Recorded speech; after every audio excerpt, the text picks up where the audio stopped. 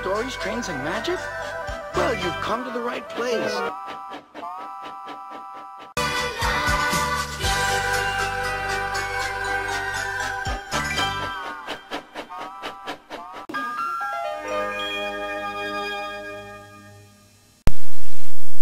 Funding for this program was also provided by the Corporation for Public Broadcasting and the financial support of viewers like you. Reach for the speed, reach for the whistle, go where the rail may run. Reach for the words, reach for the story, follow the rainbow sun. To a shining time station, where dreams can come true, waiting there for you.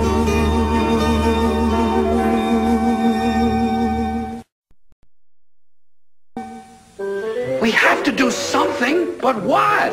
That windstorm last night completely wrecked the early bird's nest. They need help, but how? Well, yes, I suppose getting all the other birds to stage a benefit concert would help, but would they do it?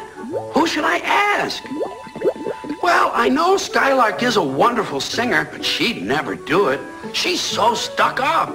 You know who Skylark reminds me of? That silly snob of an engine, Sir Handel.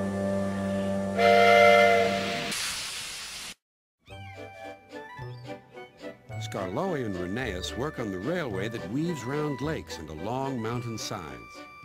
Their coaches are filled with visitors, and the engines are proud to run the line, come rain or shine.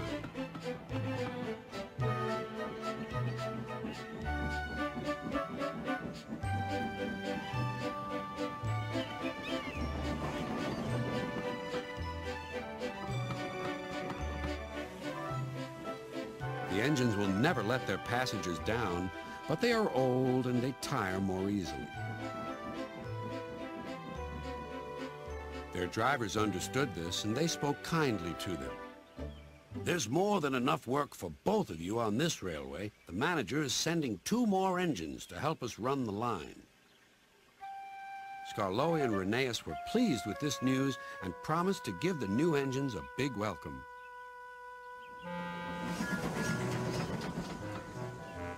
When Sir Handel and Peter Sam arrived, they found they had much to learn.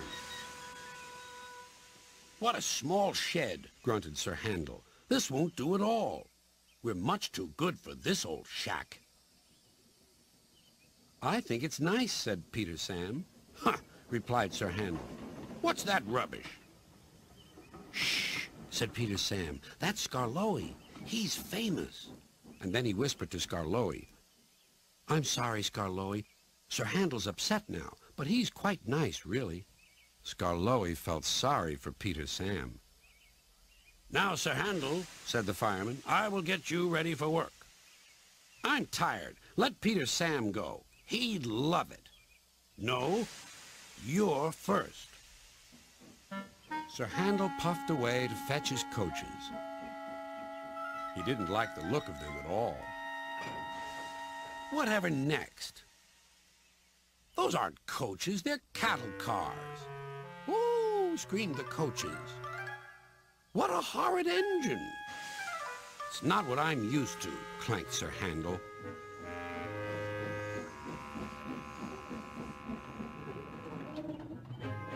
He rolled to the platform just as Gordon arrived. "Hello, who are you?" "I'm Gordon. Who are you?" "I'm Sir Handel. I've heard of you. You're an express engine." "So am I, but I'm used to new coaches, not these cattle cars. Do you have new coaches? I see you do." "We must have a chat. Sorry I can't stop. We must keep time, you know." Gordon was speechless. Clouds of steam filled the air as Sir Handel huffed and puffed along the line.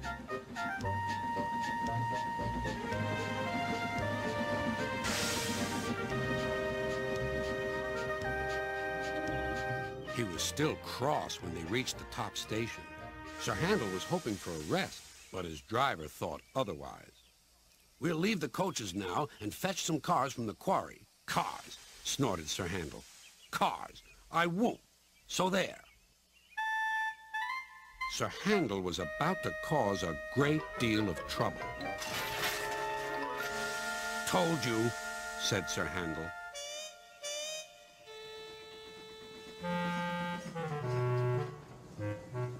By the time workmen came to rescue him, Sir Handel was feeling rather silly. To make matters worse, there stood Sir Topham Hatt. His message to Sir Handel was brief and blunt. "I shall talk to you later." Then he and the fireman left with Peter Sam. Sir Handel felt sillier still. "Come on," said his driver. "Let's get you back on the rails." When Sir Handel crawled home, he found Sir Topham Hatt waiting for him. "You're a very naughty engine. I hope I can trust you to behave when you next come out of this shed." After hearing that, I'm sure Sir Handel will, aren't you? I will call her. Give me a minute. I have to rehearse a bit. Skylark? I was wondering if you'd be so kind as to perform a song or two at a benefit concert to help the early birds?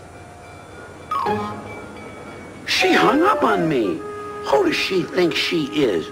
I told you, someday that stuck-up Skylark will learn her lesson, just the way Sir Handel did.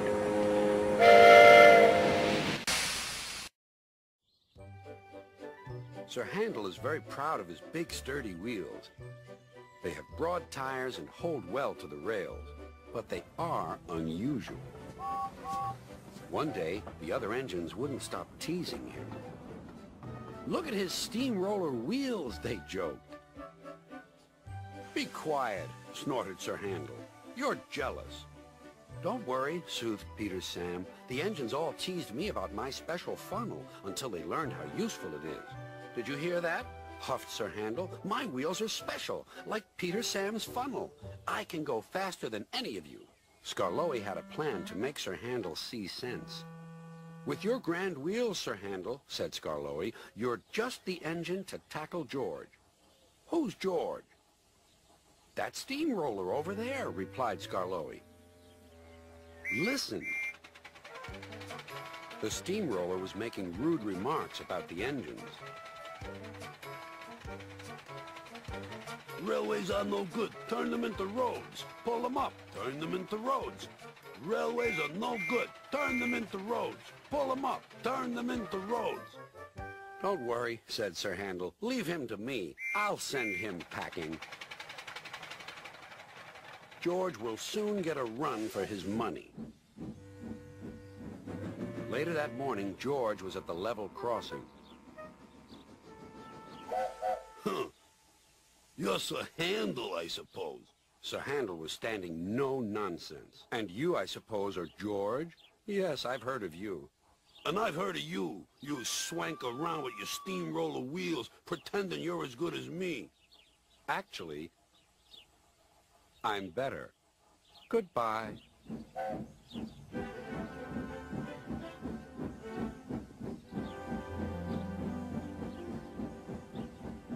George chuffered on, fuming.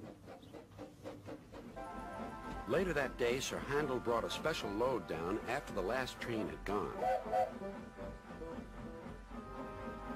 When he had reached the road, he saw George traveling home.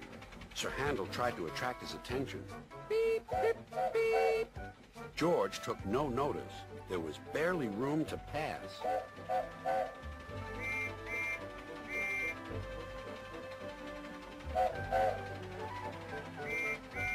Sir Handel was cross. "Get out of my way, you great clumsy road hog." "I don't move for imitation steamrollers. You don't know the road. Get out of my way." Then there was trouble.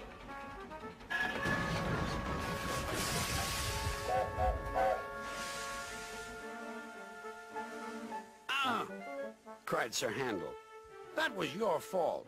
"No, it wasn't. It was yours." Everyone was arguing about who was to blame. "Hello, hello, hello," said a policeman ominously. "And what's going on here?" This made everyone stop arguing. They set to work clearing up the mess instead. Next day, the workmen put up a fence between the road and the railway. Then they went away, taking George with them. Sir Handel thought he had made George go away.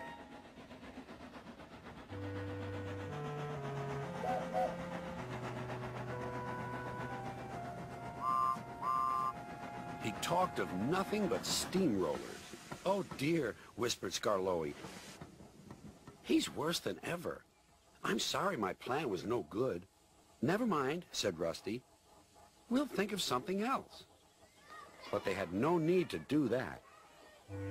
Some boys arrived instead.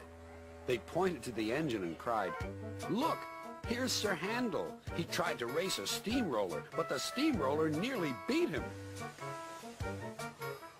Sir Handel never mentioned steamrollers now.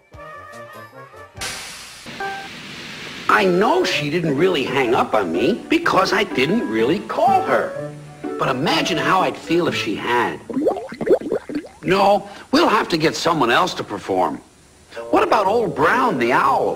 That Who song of his is always a hit. We'll call it The Who, live in concert. He's not too advanced in years to do it. Remember how old Edward came through when James needed help?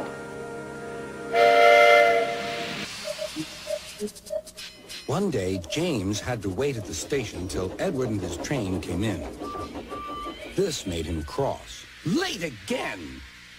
Edward laughed and James fumed away.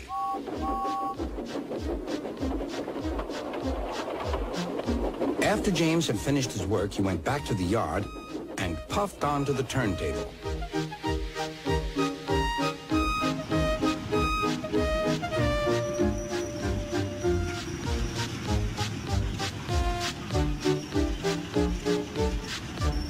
He was still feeling very bad-tempered. "Edward is impossible," he grumbled to the others. "He clanks about like a lot of old iron, and he is so slow, he makes us wait." Thomas and Percy were indignant. "Old iron? Slow? Why, Edward could beat you in a race any day."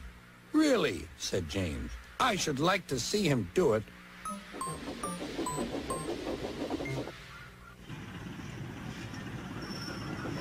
Next morning, James's driver was suddenly taken ill. He could hardly stand, so the fireman uncoupled James ready for shunting. James was impatient. Suddenly, the signalman shouted. There was James puffing away down the line. "All traffic halted," called the signalman. Then he told the fireman what had happened. Two boys were on James's footplate fiddling with the controls. Phew! They tumbled off and ran when James started. The signalman answered the telephone. "Yes? He's here." "Right. I'll tell him. The inspector's coming at once. He wants a shunter's pole and a coil of wire rope." "What for?" wondered the fireman. "Search me, but you'd better get them quickly." The fireman was ready when Edward arrived.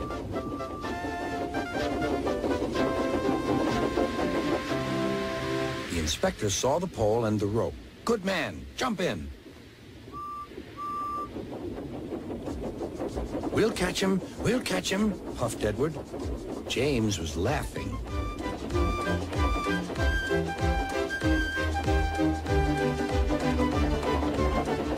What a lark, what a lark, he chuckled to himself. Suddenly, he was going faster and faster. He realized that he had no driver. "What shall I do? I can't stop. Help! Help!" We're coming, called Edward.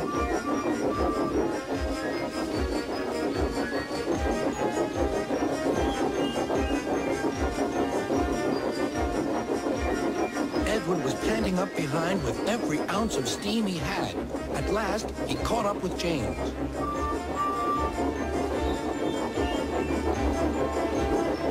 "Steady, Edward," called his driver.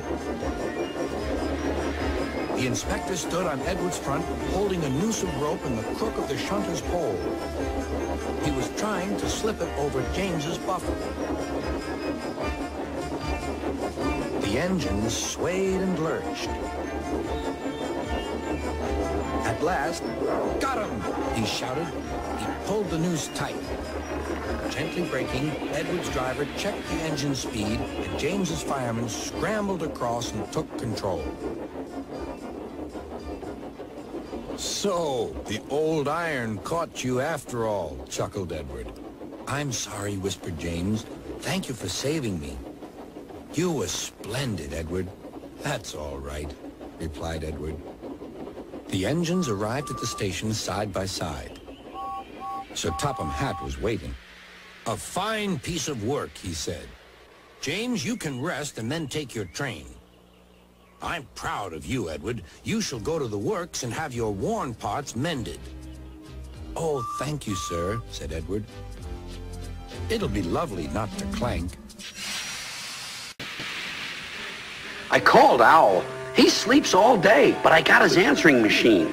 I left a message, but I doubt he'll show up. I suppose we could ask Cuckoo, but he's so cheeky. Cuckoo's every bit as cheeky as Thomas the Tank Engine.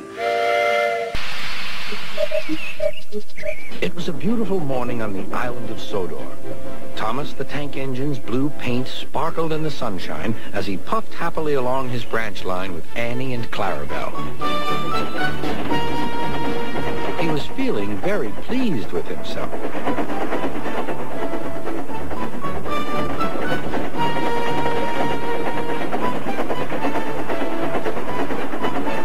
Hello, Thomas, whistled Percy. You look splendid.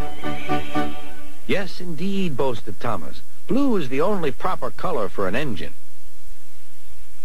Oh, I don't know. I like my brown paint, said Toby. I've always been green. I wouldn't want to be any other color either, added Percy. Well, anyway, huffed Thomas, blue is the only color for a really useful engine. Everyone knows that.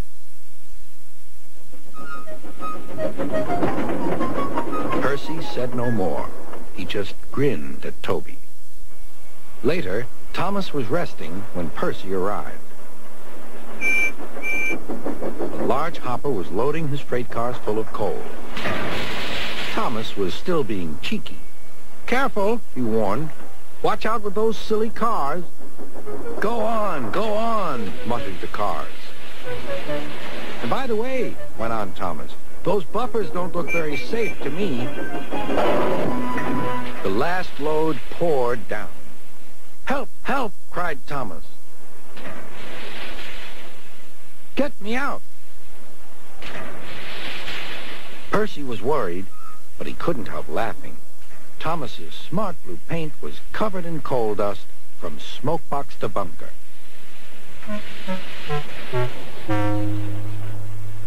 Ha-ha, chuckled Percy. You don't look really useful now, Thomas. You look really disgraceful. I'm not disgraceful, choked Thomas. You did that on purpose. Get me out.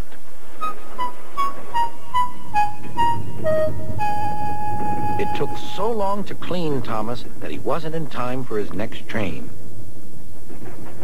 Toby had to take Annie and Clarabelle. Poor Thomas, whispered Annie to Clarabelle. They were most upset.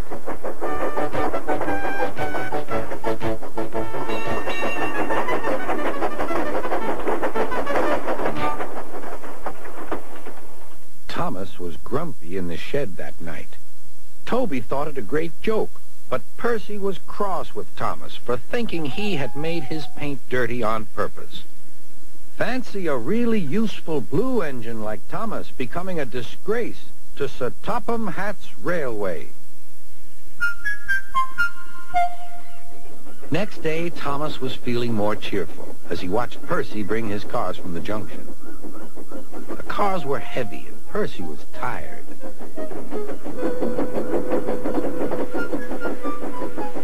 Have a drink, said his driver. Then you'll feel better. The water column stood at the end of the siding with the unsafe buffers.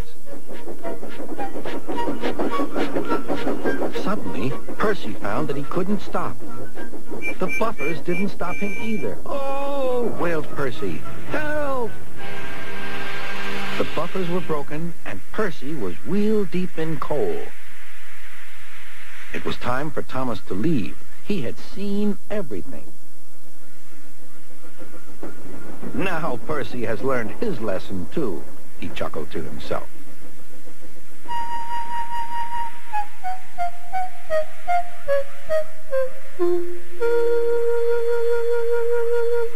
That night, the two engines made up their quarrel. "I didn't cause your accident on purpose, Thomas," whispered Percy. "You do know that, don't you?" "Of course," replied Thomas, "and I'm sorry I teased you. Your green paint looks splendid again, too. In future, we'll both be more careful of coal."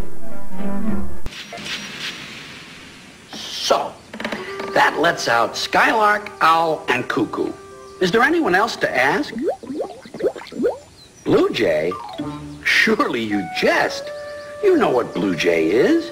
The bully of the neighborhood. You don't really think he'd offer to help the early birds, do you? All right, I'll ask him. But he'll never do it. Blue Jay's as mean as that Diesel. Stepney's visit to Sir Topham Hatt's railway was coming to an end.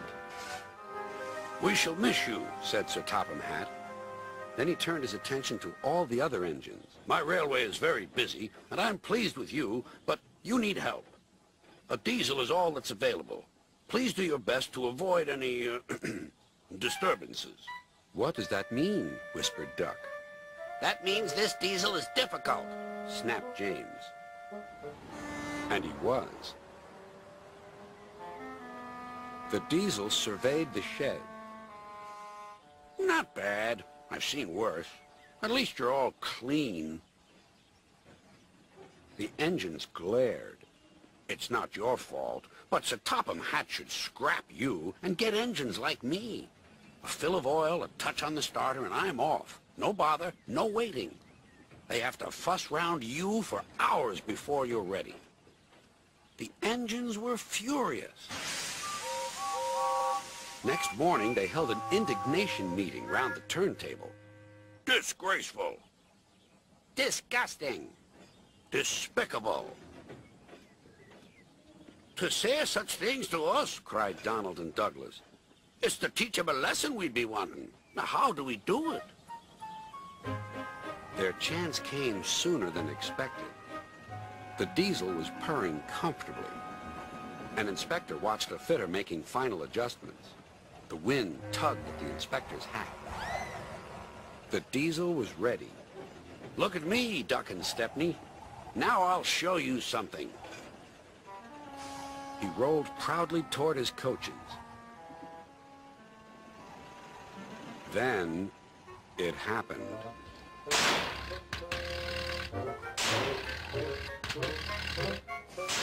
Shaking and spluttering, the Diesel stopped. Meanwhile, the inspector was looking for his hat. The Diesel seethed with fury as Duck and Stepney pushed him back to the shed. "My hat!" exclaimed the inspector. "You've sucked it through your air intake." "Bother your hat. The heavy train's due out. You'll have to take it, Duck. Stepney, will you help, please?" "Thank you, sir," cried Stepney. "I'd like a good long run on my last day." The engines were soon ready. "Gordon will take over from halfway, so get the train to there. Good luck." "Don't worry," smiled Stepney. "We'll get there, and be early, too." The cavalcade moved carefully over the rails and out to the open line. "Now for a sprint," puffed Stepney. "I'm ready when you are," replied Duck. Soon they were whizzing through Edward Station. And next they charged at Gordon's Hill beyond.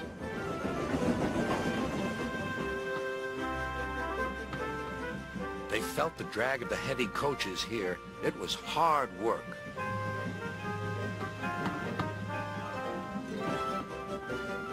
At last, they were running smoothly along the line toward the big station.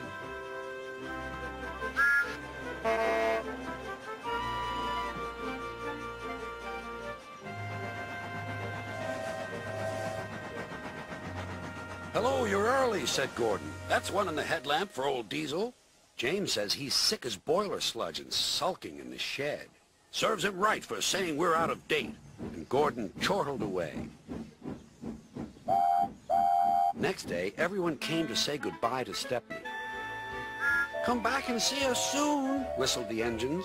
"And you are always welcome on my Bluebell Railway, too," replied Stepney. Then he puffed away. What about Diesel? He'd slipped out while no one was looking. But he left two things behind: a rather nasty smell and a battered bowler hat. Just listen to that. Everyone we asked showed up to help the early birds. Fine feathered friends, that's what I'd call them. There's a lesson in this for all of us. I just can't think of what it is. Oh, I remember.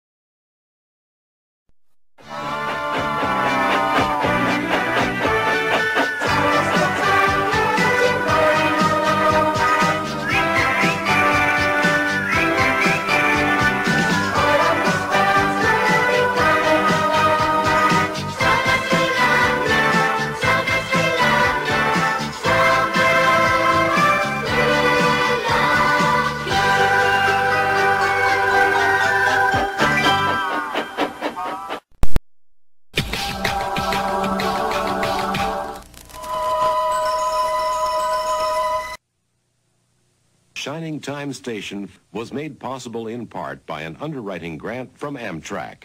America's passenger railroad.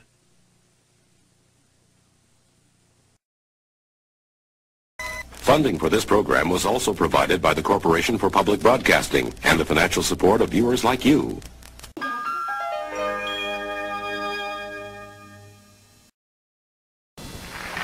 And now, a note about one of our programs. Thank you, Pianissimo.